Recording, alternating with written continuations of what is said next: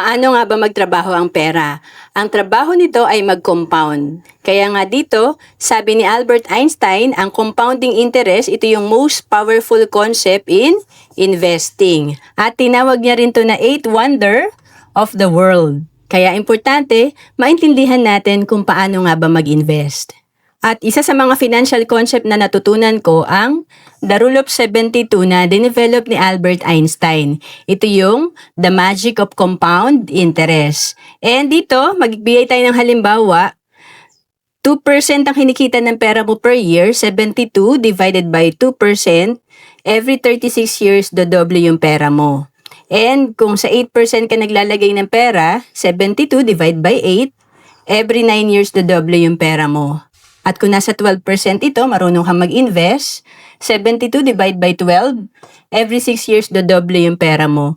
Kaya may sample tayo dito na 3 magkakaibigan, nag-invest one time at the age of 29, pero pag-retire nila, pag-edad nila ng 65, mas malaki yung projected fund ng nag-invest sa 12%.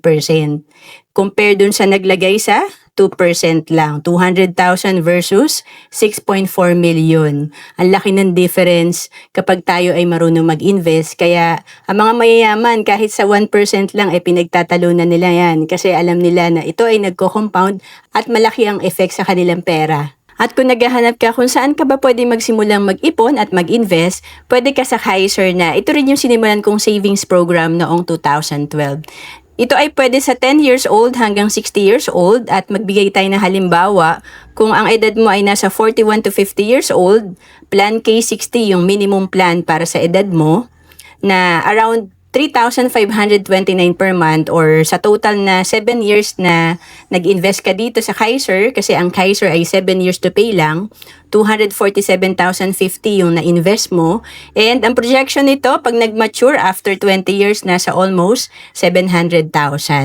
And ang Kaiser ay 3-in-1 na, ito ay may healthcare, investment at life insurance. At kung OFW ka, pwedeng-pwede ka sa Kaiser. We have online application. And to know more about Kaiser, message mo lang ako sa Facebook, Roan Celis Capistrano, or email me at roan.capistrano@gmail.com.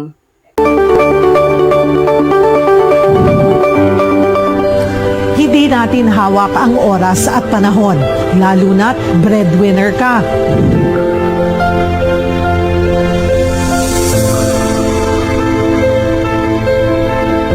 Paano kung magkasakit? Paano kung agad tayong kunin ni Lord? O kaya naman, tumanda na walang ipon? Mga tanong na kailangan ng kasagutan at dapat paghandaan.